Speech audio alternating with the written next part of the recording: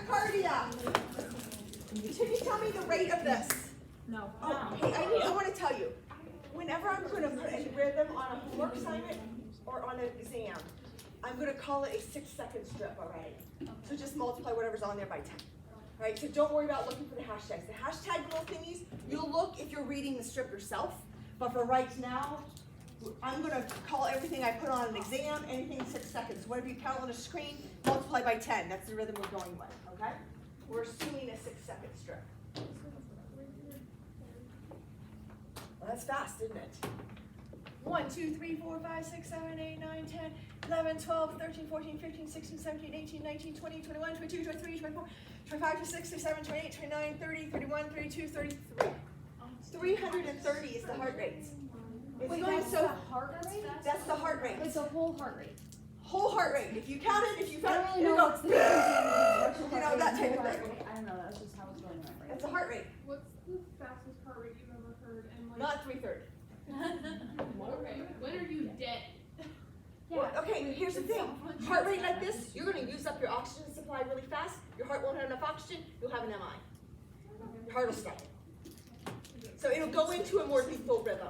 So you got to catch it when it's happening. If it continues on, it's not going to stay that way for very long. They're going to wear out quickly, get really lightheaded. I guarantee this patient, think about the ventricle trying to fill up. I'm not going to have much cardiac output. Okay? But I can't tell, this lump here, I can't tell if there's a P wave or not. And so if you can't tell if there's a P wave or not, you just call it supraventricular tachycardia. Atrial tachycardia, supraventricular tachycardia, very similar. One I can see a P wave, one I can't. So is it subjective? Supraventricular tachycardia, man, if I slowed that thing down, it might be sinus. It might be AFib. It might be A flutter. I can't tell. It is going so fast. I can't tell what the underlying rhythm is. All I know, it's narrow, so it's coming from above the ventricle, and it's going fast. That's what I know. So I'm going to call it supraventricular, above the ventricle, and it's tachycardia. That's my definition. So a lot of things fall into SVT. It's what people say, oh, they're at SVT. It's faster than 150, and I can't tell if there's a P wave or not. I can't really know the underlying rhythm. So that's kind of the gist of it. Does that make sense? Mm-hmm. Well, let's go on to the next one. Oh, here's another one, okay? This one. Oh, look at this. I see a P wave. I see a P, QRS, T, P, QRS. Oh my goodness, it now is switched over. This is when it went from atrial tachycardia or another sinus rhythm over to SVT, because I can't tell the P wave anymore. I can't interpret it anymore. All I know is fast, and it's from the atrium somewhere. Everybody fine? Mm-hmm. Mm-hmm. All right. And so here's the ones that it can be, or other things, but I'm just throwing that out there. Put that slide in there. Okay. Let's take it the next step. Okay, so right now, if I said, would you be able to identify atrial flutter? Mm-hmm. Would you be able to? It has the sawtooth, fluttering waves. If I said, identify sinus tachycardia. Sinus is not supraventricular tachycardia, it's sinus tachycardia. So it's a normal sinus rhythm, P, QRS, T, and my rate is 100 to 150. That's not a bad rhythm. You know, when you guys work out, that's the rhythm you go into. Because you're like exercising your heart, getting your heart rate up. That's what you want to. So it's not like a bad rhythm. If I say sinus Brady, you know what that pictures. So if I said right now, on a piece of paper, draw a sinus Brady, you probably could. Try. We're not all, like, I don't draw my rhythms very pretty, but you know, I can try. Here's my suggestion. You don't have to do this, but if you can at some point in time, draw it out before Friday. It's going to help it stick it in your head a little bit farther. Like if you end class today, and you're like, I'm going to draw all those rhythms she just talked about. I'm going to draw a PAC. I'm going to draw normal sinus rhythm. I'll give you a list for the ones I want you to know for the test. Okay. Normal sinus rhythm, sinus Brady, sinus tachycardia, PVCs, or PJs, PACs, atrial contraction. Okay, can you identify those? And then atrial fib and atrial flutter. And then I have atrial tach and SVT. So those are all things you can identify them. So I really want you to get that out of today's class. I'm trying to figure those out. I'm going to jump into junctional rhythms, And then probably Friday we'll start in on ventricular rhythms. Okay. Junctional rhythms you will see, but you never hear about. It looks very similar to an atrial rhythm.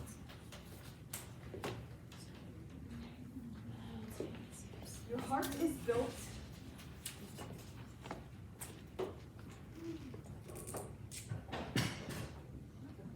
Are you okay?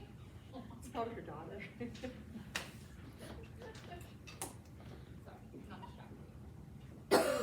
You can hear that, they can't hear us. It's one-sided. Something happened. Let's say I had a heart attack or something. My SA node. If my heart attack happened in this area of my heart, now all of a sudden, this commander-in-chief node isn't working anymore. I did something, I damaged it, or I took too many beta blockers, or calcium channel blockers, something. I blocked this signal a little bit, all right? So that's out of the picture. Now my heart's like, wait a minute, I need somebody else to take over. Now, it might be taken over by an AFib or an A flutter, but more often than not, it'll go to its rescue dose. It will start right here. The AV node is the vice president. It is second in command. If something happens to the president, the vice president takes over. And so that's where this comes into play. Your natural rate for your SA node is 60 to 100. The natural rate for your AV node, 40 to 60. He's not as powerful. President's more powerful than the vice president. President can go faster, vice president goes a little bit slower. So if I have, this is called, if the rhythm starts with my AV node, it's called a junctional rhythm. It's at the junction, where the top connects with the bottom, it's the junction. Junctional rhythms, my AV nodes, and the rates will be in 40 to 60 range. So instead of a heart rate of 80, I'll have a heart rate of like 50, or 47, or something like that. Okay, so here's your rates. Friday we'll get into the ventricular rhythms. If this is knocked out as well, and my ventricle takes over, the rate's 20 to 40. And we'll get into that. You don't have to write that down now. But just so you know, it gets slower the lower down it goes. All right, here's the junctional rhythm. Guess what I'm missing? What is missing in that thing? P waves. Your first question, do I have any P waves? No. Also, nope, nothing. Yeah, it's okay. So this right here, I usually have a P wave, but now I have a QRS and I have my T wave. It looks a little weird here. QRS, T wave. No P wave, QRS, T wave. I don't have it because it's starting here. Remember what my PR interval was? My P wave was the signal from here to here. I don't have a signal from here to here anymore. It's already here. It like started here. Boom, go. Okay, so I don't have that influx. There's no influx of wave. Does that make sense? All right, so it started right there, right at the junction. AV node started it.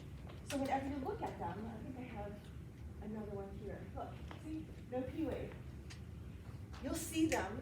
A lot of times people don't necessarily catch them because they're looking like, oh, that looks good, and they don't even pay attention for a P wave. But look at your heart rate. You have a patient who used to be 70 to 80 heart rates, and now all of a sudden the heart rate dropped overnight or dropped sometime, and now it's in the 40s. 40s or 50s. You're like, that's weird. Well, look a little closer. Is there a P wave or not? They might have gone into a junctional rhythm. If somebody just had a heart attack, this might be out of commission. Or if I'm overdosed on a med, this might be out of commission. Things that calm your heart too much can knock this out of commission. And then you're going to go down here. My rate is going to be 40 to 60. If I count this, 1, 2, 3, 4, 5. Yep, in range. 1, 2, 3, 4, 5. Yep. Oh, 1, 2, 3, 4, 5. Ignore that little extra loop there. That's, so they're all 50. Interesting. I want to show you the difference between this one and this one. Okay? This one has a straight flat thing here. This has a little dip. It's actually a reverse signal. It actually, because when this shocks, it'll send a signal down here, and it actually, usually, will send a reverse signal back up here. You just never see it. It usually lands right in here. You can't tell. This might be a little bump of it here. It usually lands in it, but it'll have another signal going back up. It's usually upside down because it's going backwards. If it's going this way, it's going to be elevated. If it's going this way, it's going to be upside down. So don't be freaked out, there's a little bump beforehand. It's the P wave, but it's a reverse one. Okay, so I'm not gonna make you look at that, but don't be like, what is that? And worry about counting it or anything like that. I just want you to be aware that it's there. This up. Don't worry about that one. That one will confuse you. That'll be later. I should have cut that one off. X that one out. Don't let that confuse you. Don't be studying that one. It's gonna throw you. I want you to master it first. The third one. That bottom one, this is the P wave. It came after it. It went backwards and it came after that. Don't worry about this one. You're not quite there yet. Once you get it, like, oh, I know that's junctional, then you'll be there. But we're not there yet. Yeah. So this is like out of same concept. So if say the SA node is actually dying, but it's not going to show up until it actually dies. So really, we're still going to get a two-way. The AD node is over because the heart rate is always in that 40 to 60. Is that a possibility? Like it's like You slowly wouldn't. converting over. Anytime that thing fires, you're going to see a little bit of a P wave.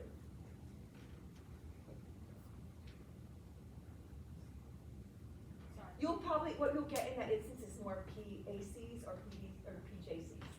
And so you'll get more of those most likely picking up the slack. It'll eventually get to this. So you might get a mixture in and out of each one of those a little bit. You might get some extras, but it'll be probably PJCs or what it'll look like. Does that make sense? I was just thinking about my guy. Yeah. Sorry. Okay, It's sorry. alright, it's alright. I just want to show you, here's another one. You're like, oh, here's my QRS right here. You can't really see it in here very much. It's right here. Alright, so that's not showing very well on here. I don't know if on your paper it's a little bit better. So here's, see, it has a little reverse. Okay. To make things exciting, there's two other rhythms that'll throw you for a little loop. I have a junctional rhythm, has no P wave, and the rate is 40 to 60. I also have an accelerated junctional, meaning it's a junctional rhythm that's a little fast. And then I get the puppy dog eyes from Kristen. I know. Nancy, you're throwing me over the edge.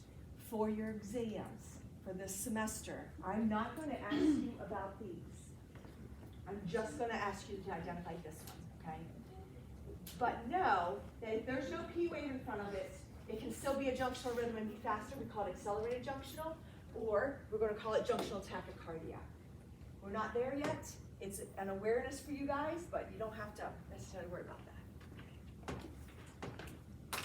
Junctional, accelerated junctional, junctional tachycardia. Just know this one. Star that one. On your homework, I think you have one of these. You know how to identify junctional.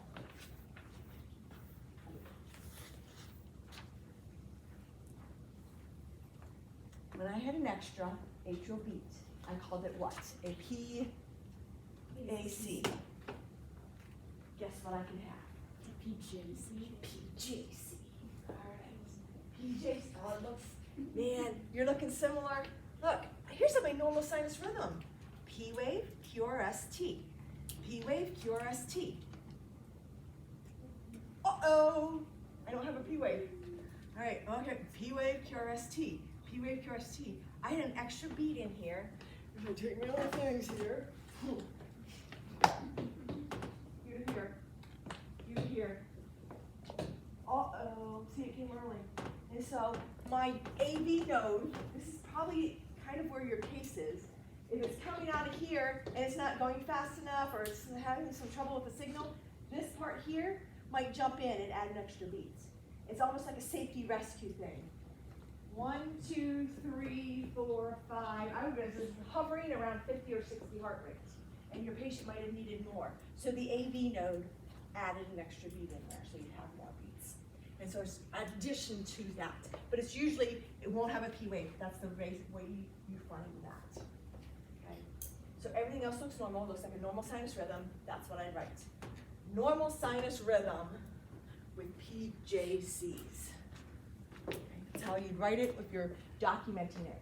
A lot of times you're working on a telemetry unit, or even at Parkview Huntington, or anywhere that you have to monitor yourself, and you have central monitoring. You'll print off a strip every shift, or mark it in your chart, and then you have to enter what the rhythm is. Because the interpretation of the monitor is not 100% correct. It needs looked at by somebody, either a monitor tech who's been trained in it or a nurse to say, yes, that's what the rhythm is, because it's not always correct. You have to verify it. Okay. I think I have another one. Yeah, I have another one. P wave QRST, P wave QRST, P wave QRST. That's an inverted P wave. It's not my normal P wave. Ah, that's my P, JC, or lower here. P wave QRS. Oh, that's weird. Okay. My P wave's different. So you're looking at your P waves. You've got to look at them. Do I have a P wave with every QRS? Is my P wave, what's my PRI interval?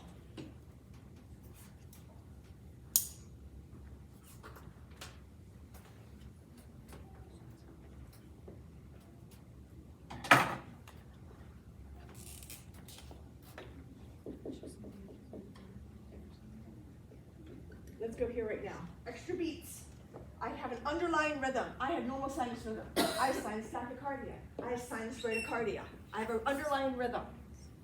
I can add a PAC, a PJC, or a PVC in any of those rhythms. Those are my extra beats. So when I talk about erroneous extra beats, it's one of those three. This one, an extra beat somewhere in here, took off and fired. This one, an extra beat right here, my AV node, fired to make up a difference. Preventricular contraction, an extra beat here, fired. And I'm going to show you how to see that. Oh, this looks better. I'll do this. All right, so I got several examples of PVCs. The same thing that can cause a PAC or PJC can cause a PVC. Your heart is a little irritable. That's usually what it means. Something made it mad. It's too slow, too fast, lack of oxygen, too much caffeine, drug overdose, something else is heart attack, something's causing some dysrhythmia somewhere. The list is a mile long. It makes that part of the heart irritable. If this is irritable, PAC. If this is irritable or picking up slack, we got a PJC. If this is irritable, it's going to be a PVC. PVCs look like this. Okay, let's look at here. Do I have P waves? Yes. Yep, P waves are present. Do I have, is my QRS wide or narrow? Well, I've got this one that's narrow. This one, narrow. This one, narrow. This one goes the whole way over here. Is that narrow? Yes. No. Nope, that's, yeah, that's like 8 squares, 9 squares. So it's much bigger than 2 and a half. Okay? This one, narrow. This one, narrow. This one, narrow, narrow, narrow, narrow, narrow. Oops, whoop, wide. All right? These are PVCs. When you get something that's wide, it's a PVC. I want to explain why it's wide, because it'll help you understand it a little bit better and clean. Take your heart.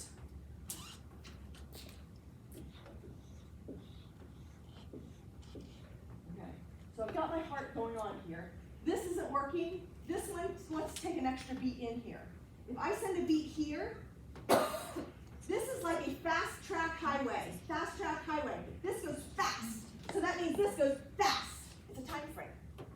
This goes fast because it went this way. Fast. If I go this way, this cell here or this cell here starts a signal. That signal is sent, but it goes the country roads. You're not on the highway. It sends a signal, not the normal track. Go off-roading. When you go off-roading, you can't go as fast. It takes longer. So this signal going this way, boom, got it over here, takes a longer period of time from here to here. I have a longer period of time, so it gets wide. So I can tell if my beat came from the atrium, the top part, or if it came from down here based on the width. With the what? These will always, my QRS, my width of my QRS is going to be greater than, what's my maximum of my QRS? 5 boxes. Nope, that's PRI interval. Dad. 2.5 boxes, which is what? 0.1. 0.12 to 0.2, or yeah, 0.2. It's 0.06 to 0.1. 0.06 to 0.1. Yeah. 0.06 to 0.1. So if it's greater than 0.1 from here to here, it's a ventricular rhythm. I'm going to throw a turd in your punch bowl next Friday, but that's okay. For right now, we're good. That was Jody. Don't ever say that again, that's so gross. That's Jody's phrase. I like that. Have you never heard her say that phrase? That's totally Jody. I did can't not. like Jody. Ew. This one is. So if I was counting my rate, 1, 2, 3, 4, 5, 6, 7, 8, 9, 10, 11, 12, 13. My rate is 130, so I'm gonna call it sinus tachycardia with PVCs. Anytime you have one of these extra beats, tell me your underlying rhythm, and then you say what else you got going on. This slide here, this is PQRST. This one here, PQRST. PQRST. You can tell this is narrow. You've seen enough of those. Those are narrow. This one, wide. I guarantee that one is wider than 2.5 boxes. This one goes from here to here. So that's definitely wider than 2.5 boxes. That's 2.5 big boxes. That would mean that's too wide. That's a ventricular beat. So it's an extra beat that jumps in. This one looks different from this one, which looks different from this one. Do you know what that means? Different cells? Yep, different cells. If all of them, do I have another one? If all of them look the same, it came from the same cell that jumped out. If they look different, that means a cell here, a cell here, a cell here, all fired a beat at random times. Which one do you think is worse? The different. The different ones. If you're throwing different PVCs, that means more of your ventricle's angry. More of it's irritated and throwing out extra beats. So something bigger is going on than something smaller. Okay. You can hear, there's some terms. Bigeminy versus trigeminy. This one is every other beat. PVC, regular. PVC, regular. See? QRS, P-wave, narrow QRS, and T-wave. P-wave, but then I get this big old ugly thing here. That big old ugly thing is a PVC. Big, wide, and ugly. PVCs, I remember Joanne taught basic dysrhythmia course for Parkview for 80 years, I think. I think she just retired. Maybe she might still be there. I don't know. She's a legend at Parkview. But she would always call them the big, wide, uglies. Whenever you see something that's big, wide, and ugly, it's a ventricular beat. They don't look like everything else.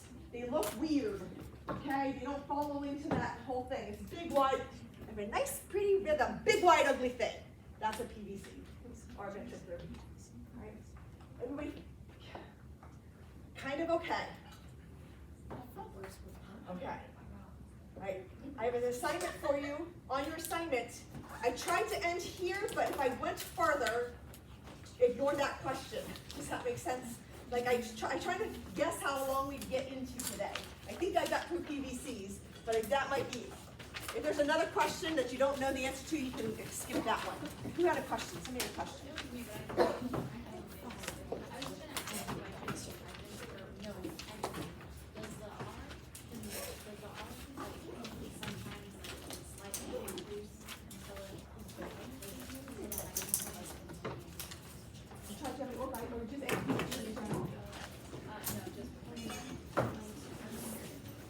That I'm aware of it any different than anything else.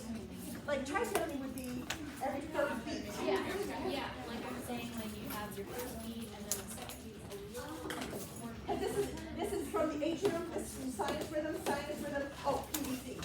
Sinus rhythm, PVC. It doesn't work its way down and change. Okay. Yeah. Good question.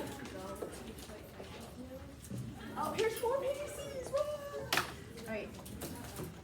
Before you guys leave, so you guys all signed the addendum, like at the very beginning of the semester, but we made a couple of corrections to it. It's nothing that you guys aren't already doing.